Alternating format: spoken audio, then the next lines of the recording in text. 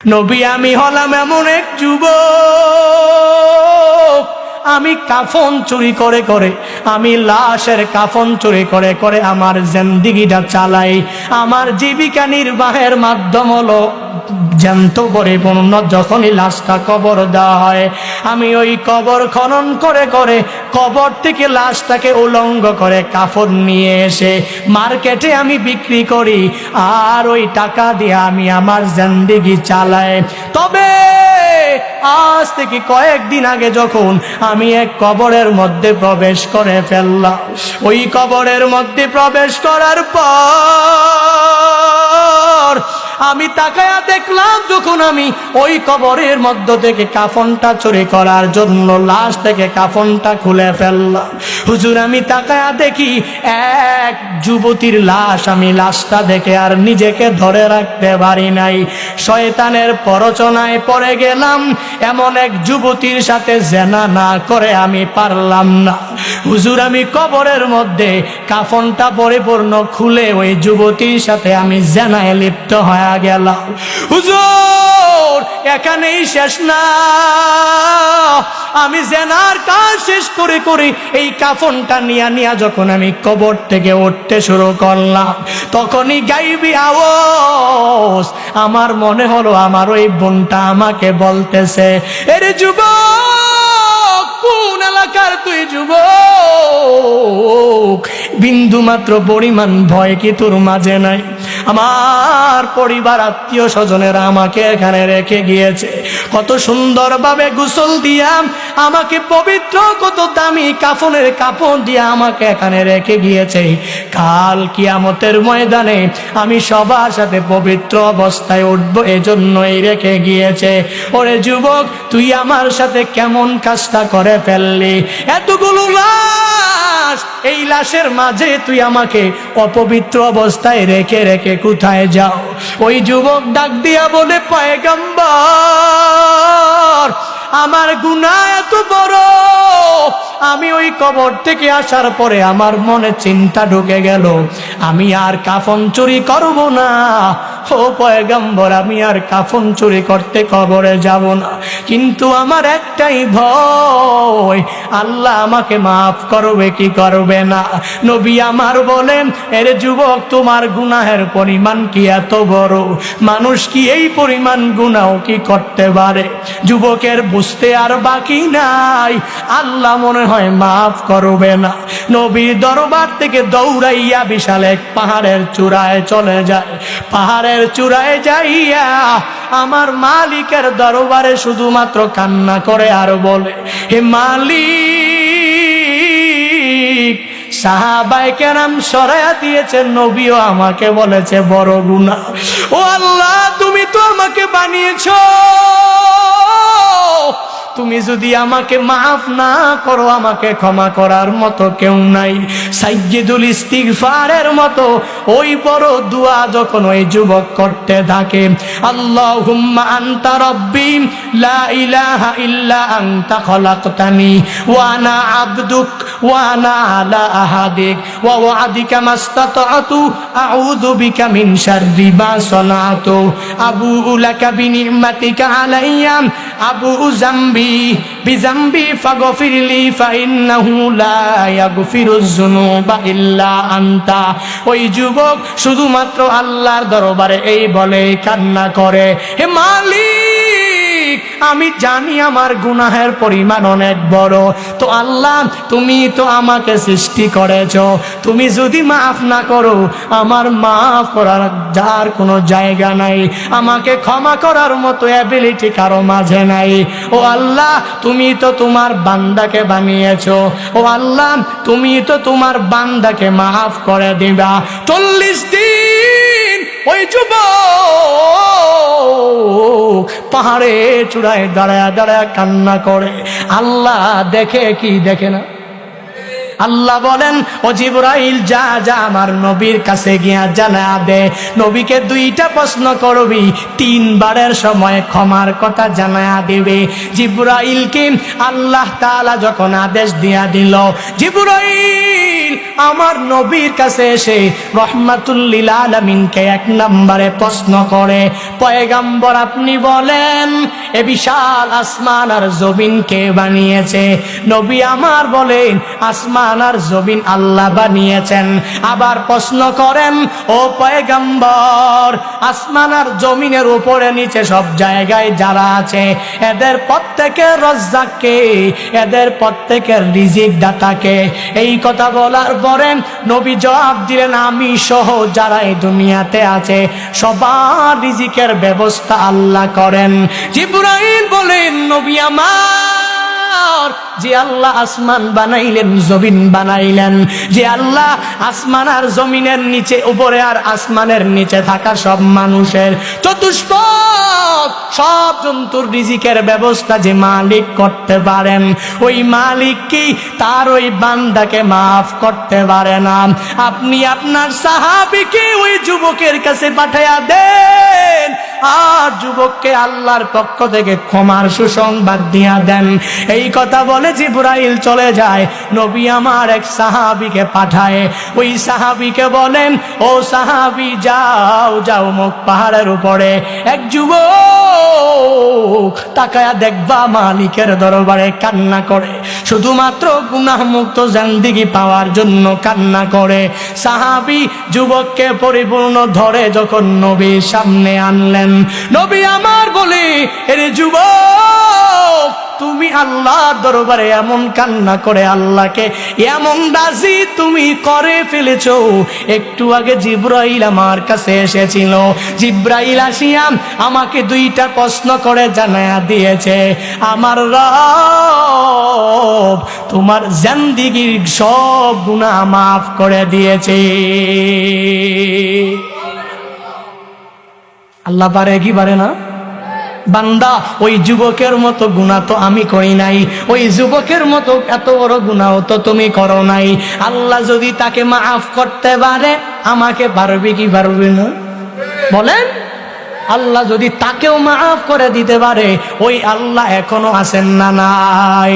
এই জন্য বান্দা তাওবা করার কোনো বিকল্প নাই, সর্বাবস্থায় তাওবা করে নাও, আল্লাহর কাছে বারংবার মুনাজাতে বলো, হে মালিক আমি আমার জিন্দেগিতে এমন কোনো গুনাহ নাই করি নাই, ও আল্লাহ আমার এই গুনার খবর তো মা জানে না, আমার গুনার খবর বাবা জানে না, আমার গুনার খবর আত্মীয় স্বজনরা জানে না, তুমি তো সব জানো। ও আল্লাহ তুমি আমাকে মাফ করে দাও। আল্লাহ বলেন, ইল্লা মান তাবা ওয়া আমানা ওয়া আমিলা আমালান সালিহা ফাউলাইকা ইউবাদদিলুল্লাহু সাইয়্যাতিহিম হাসানাত ওয়া কানাল্লাহু গফুরার রহিমা। আল্লাহ বলেন, জিন্দেগিতে গুনাহ করেছো, যত নাফরমানি করেছো, ইল্লা মান তাবা, যদি এসে তাওবা করতে পারো, ও আমানা পুনরায় ঈমান আনতে পারো, ও আমিলা আমালান সালিহান, যদি আবার আমলে সালেহ চালু করতে পারো, আমি রব তোমার জন্য এত মায়াবান তোমার জন্য হয়ে যাব। আল্লাহ বলেন, রে গোলাম তুই 1 নম্বরে তাওবা করলি, 2 নম্বরে ঈমান আনলি, 3 নম্বরে আবার আমলে সালেহ গুলো চালু করার কারণে তোর জিন্দেগীর সব গুনাহগুলো আমি আল্লাহ মাফ করে পরিসমাপ্তি ঘটাবো না। আমি আল্লাহ জিন্দেগীর গুনাহগুলোকে নেক দিয়া পরিবর্তন করে দিব। ইয়া ইলাহি তো মেরা গফফারু হায়, ইয়া ইলাহি তো মেরা सत्तारो है, या इलाही तो मेरा माबूद है, या इलाही तो मेरा माशूक है, या इलाही तो मेरा हन्नान है, या इलाही तो मेरा मन्नान है। আল্লাহর কাছে তাওবা করে নাও আর বান্দা ওলিয়ে কামেল হওয়ার জন্য আজকের এই মাহফিল থেকে পরিপূর্ণ শিক্ষা নিয়া বাড়িতে যাও। এক নাম্বার ঈমানটাকে মজবুত করে সর্বাবস্থায় চলবা। 2 নাম্বার বান্দা সর্বাবস্থায় নেক আমল চালু করে দিবা। 3 নাম্বার গুনাহ মুক্ত জিন্দেগিটা গঠন করার চেষ্টা করবা। যদি কেউ বলে গুনাহ করার জন্য গুনাহের দিকে ডাকে, তাকে বন্ধু মনে করবা না। যদিও মনে করো দুনিয়ার বন্ধু, সে আসল বন্ধু না। বরং যে তোমাকে নামাজে ডাকবে তাকে বন্ধু বানাবা। যে তোমাকে রোজা রাখার জন্য আদেশ দিবে তাকেই বন্ধু বানাবা। যেই লোকটা 5 ওয়াক্ত নামাজ পড়ে তাকেই ধরে ধরে বন্ধু বানাবা। যেই লোকটা রোজা রাখে 30টা তাকেই তো বন্ধু বানাবা। যেই লোকটা মিথ্যা বলে না তাকেই তুমি তোমার বন্ধু বানাইবা। যেই লোকটা চুগলখড়ি করে না তাকেই তুমি তোমার বন্ধু বানাইবা। যেই লোকটা গীবত করে না তাকেই তুমি তোমার বন্ধু বানাইবা। যেই লোকটা শেখায়াত করে না তাকেই তুমি তোমার বন্ধু বানাইবা। এক কথায় তুমি ওই লোকটাকে বন্ধু বানাও যেই লোকটা জিন্দেগিতে কোনো গুনাহের ধারে কাছেও যায় নাই। আর ওই লোকটাকে ধরে ধরে তার সুহবত নিয়ে যদি তুমি চলতে পারো, ভালোর সাথে থাকলে খায় ভালোর পান, খারাপের সাথে যদি থাকো কাটবে তোমার 2 কান। ভালো তোমাকে ধরে ধরে নিয়ে নামাজের মুসল্লায় দাঁড় করা দিবে, আর ওই খারাপ লোকটা তোমাকে নামাজে আনবে তো দূরের কথা, তোমাকে নামাজ থেকে নিয়ে চা দোকানের আড্ডায় বসায়া দিবে। ঠিক কিনা? এজন্য ভালোর সাথে থাকবো, ভালো মানুষের সোহবত নিয়ে চলার চেষ্টা করবো, পারবো ইনশাআল্লাহ।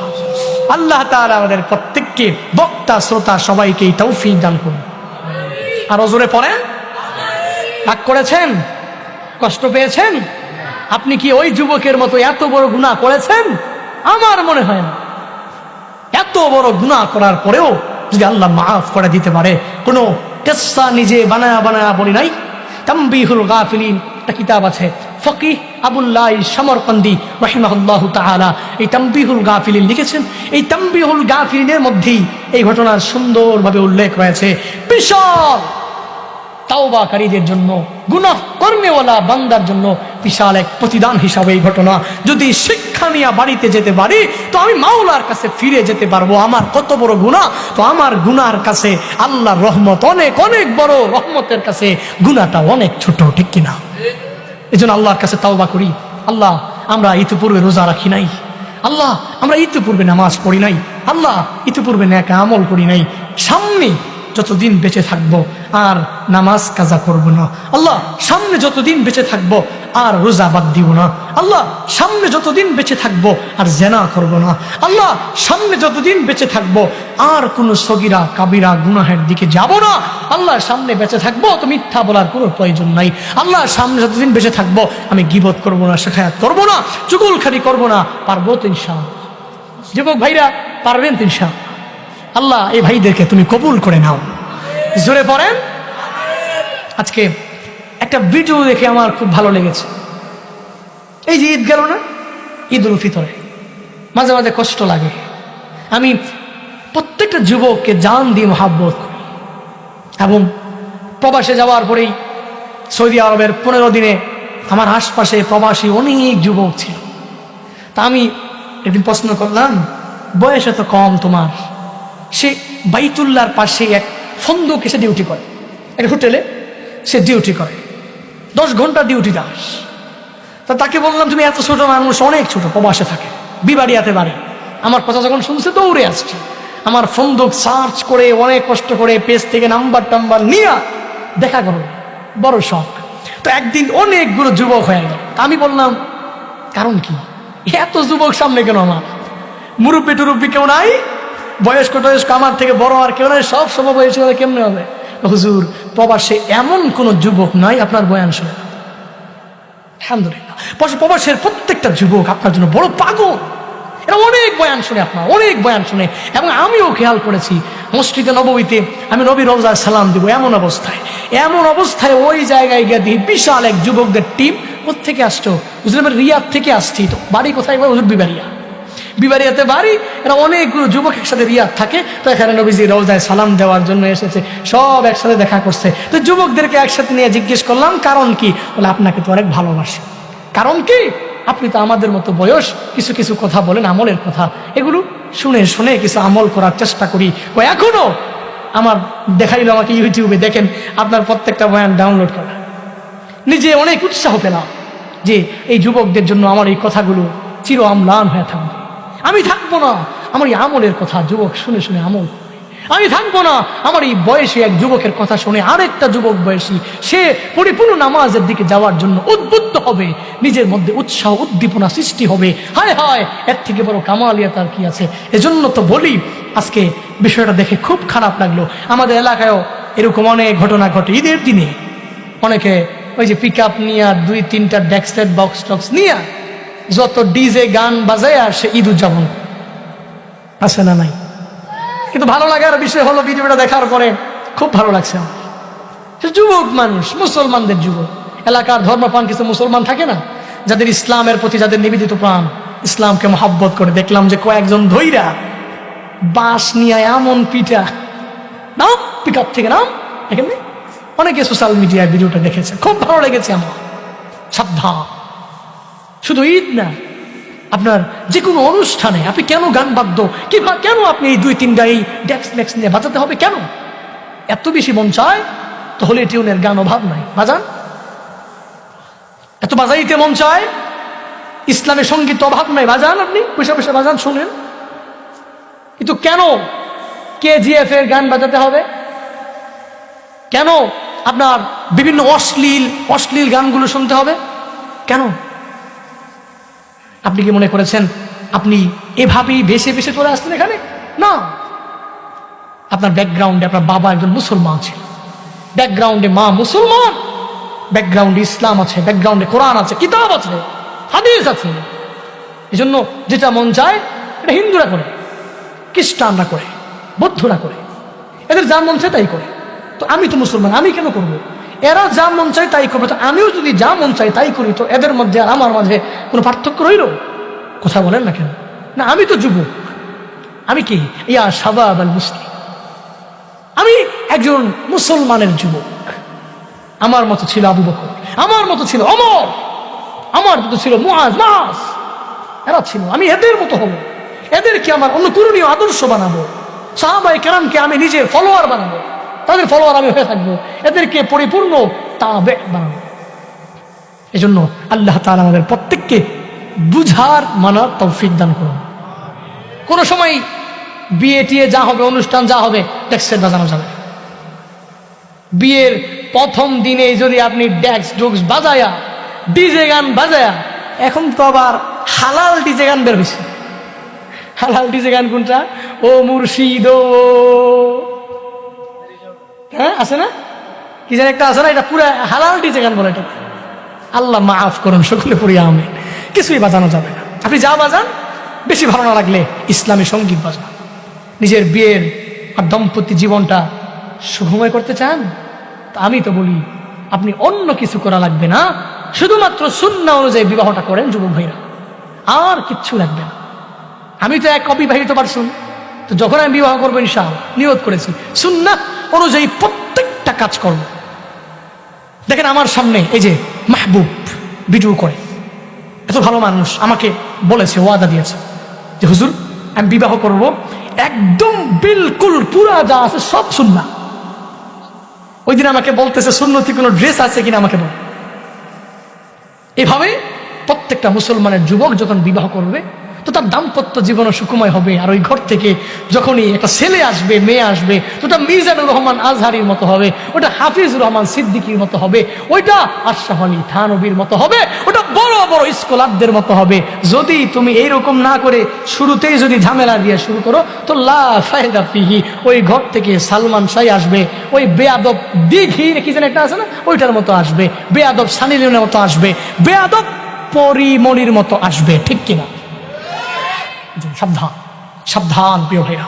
আল্লাহ আমাদের প্রত্যেককে মাফ করেন, আল্লাহ আমাদের প্রত্যেককে জবান হেফাজত করার তৌফিক দান করেন, আল্লাহ প্রত্যেককে জীবনে একবার হলেও মক্কা মদিনা যাওয়ার তৌফিক দান করেন।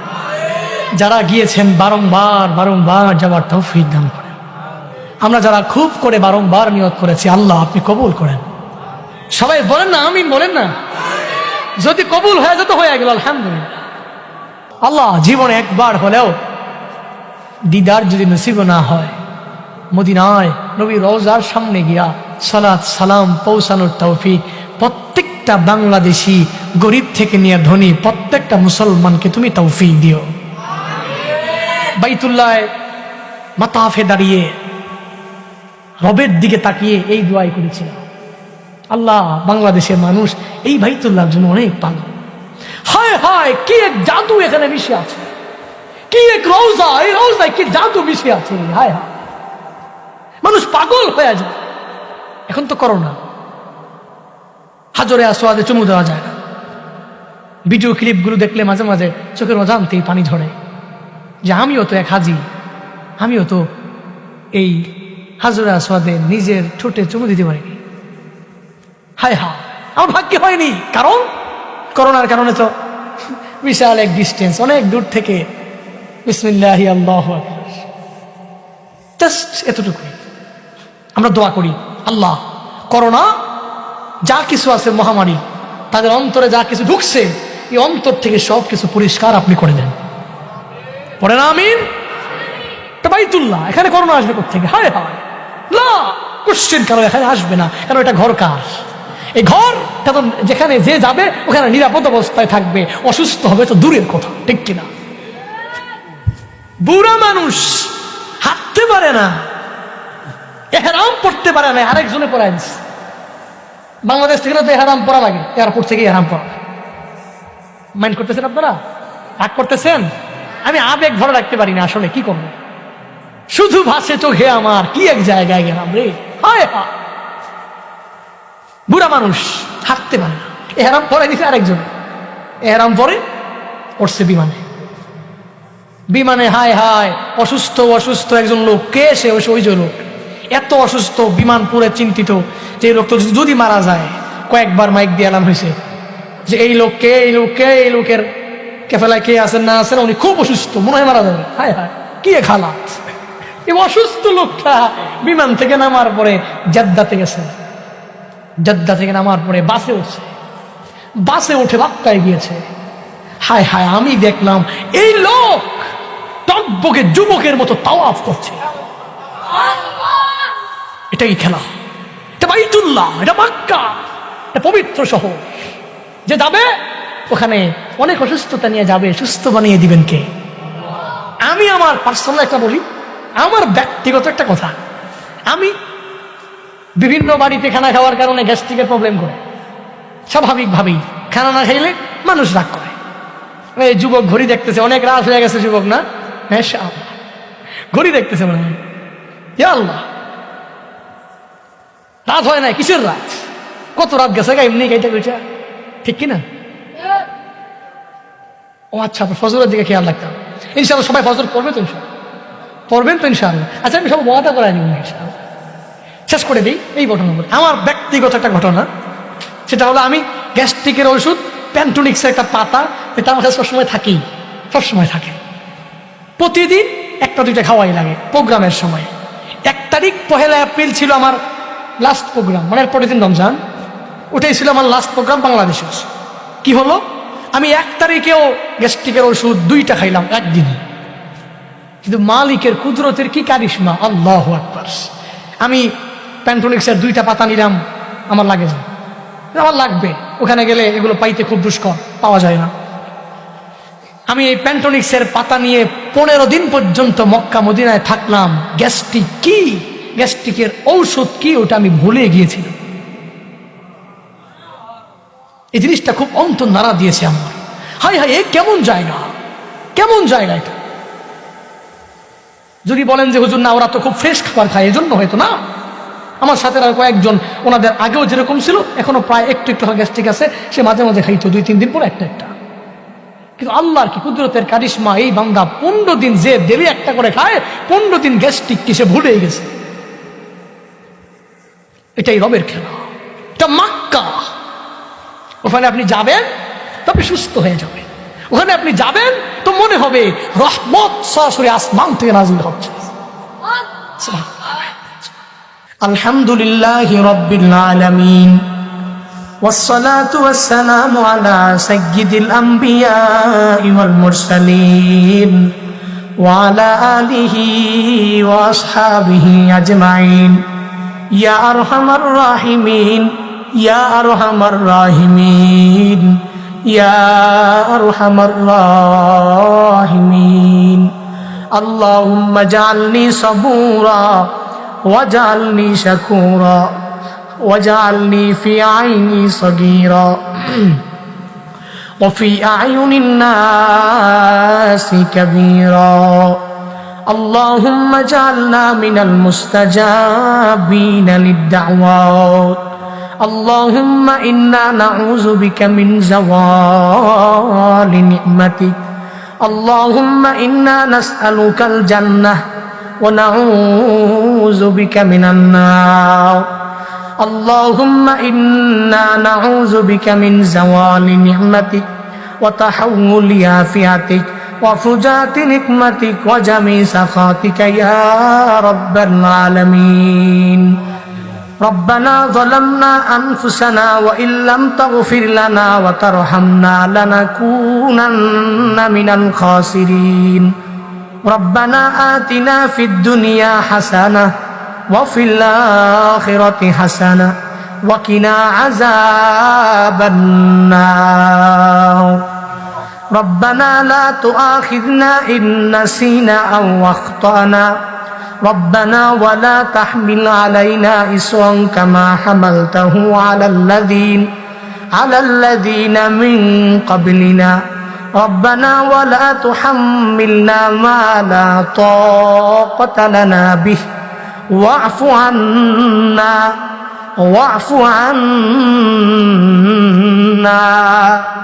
واغفر لنا وارحمنا أنت مولانا فانصرنا على القوم الكافرين ربنا إننا سمعنا مناديا ينادي للإيمان أن آمنوا بربكم فآمنا ربنا فاغفر لنا ذنوبنا وكفر عنا سيئاتنا وتوفنا مع الأبرار ربنا وآتنا ما وعدتنا على رسلك ولا تخزنا يوم القيامة إنك لا تخلف الميعاد رب ارحمهما كما ربياني صغيرا رب ارحمهما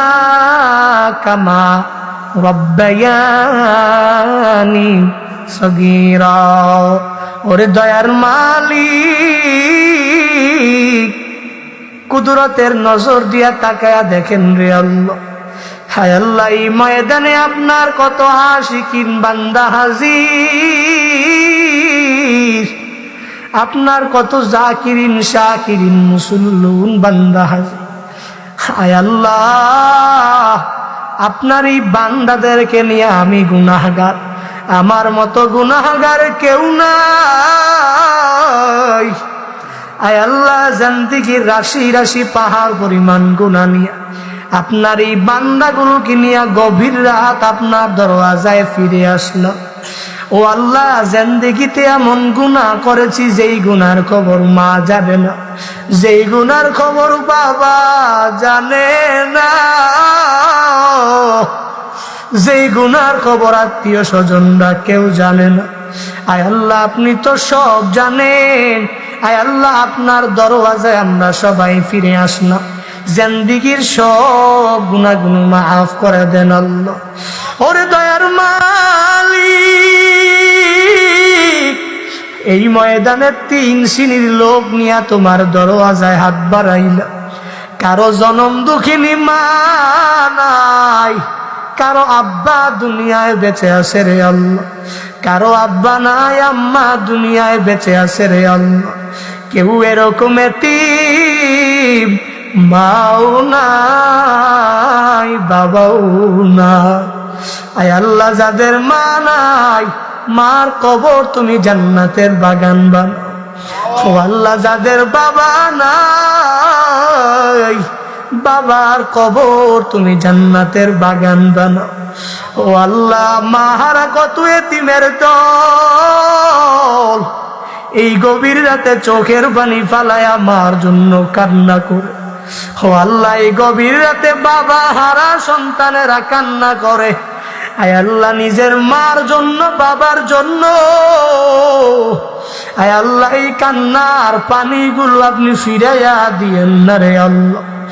ও আল্লাহ এরা তো এমনিতে এক নম্বরে মা হারা, আবার তারা তো বাবা হারা।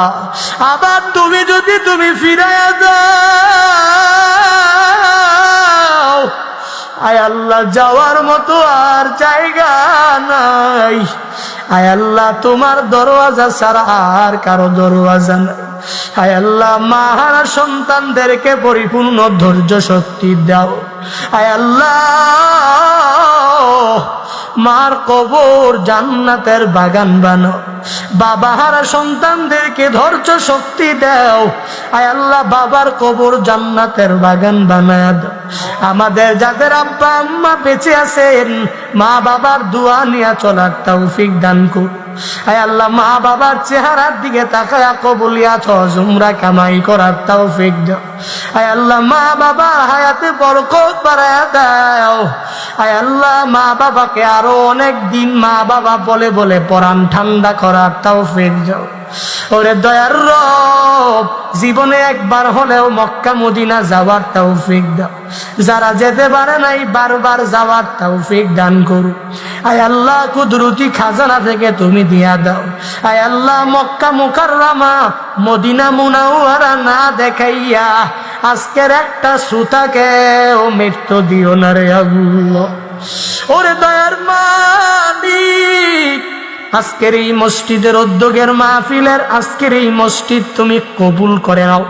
আয় আল্লাহ এই মসজিদের ইমাম সাহেব খতিব সাহেবকে কবুল করে নাও। আয় আল্লাহ মুসল্লিদেরকে তুমি কবুল করে নাও। আয় আল্লাহ মসজিদের আন্ডারে যত মুসল্লিরা আছে সবাই যাতে করে 5 ওয়াক্ত নামাজ পড়ে মসজিদের হক আদায় করতে পারে। ও আল্লাহ তুমি সবাইকে সেই তৌফিক দান করু। আয় আল্লাহ মসজিদের অসম্পূর্ণ কাজ সম্পূর্ণ করার তৌফিক দাও। আয় আল্লাহ মসজিদের দোতলা কাজ সম্পূর্ণ করার তৌফিক দান করু। আয় আল্লাহ যারা যারা দান করেছেন, আয় আল্লাহ প্রত্যেকের দানগুলা তুমি কবুল করে নাও। মসজিদের শুরু লগ্ন থেকে আজ পর্যন্ত যারাই ক্ষুদ্র থেকে ক্ষুদ্র, বড় থেকে বড়, আয় আল্লাহ যে যে লাইনেই সহযোগিতা করেছেন প্রত্যেকের দানগুলা তুমি কবুল করে নাও। আজকের এই কথার উপরে আগে আমাকে তারপর সবাইকে আমল করার তৌফিক দাও। রব্বানা তাকাব্বাল মিন্নি ইন্নাকা আনতাস সামিউল আলিম ওয়া তুব আলাইনা ইয়া মাওলানা।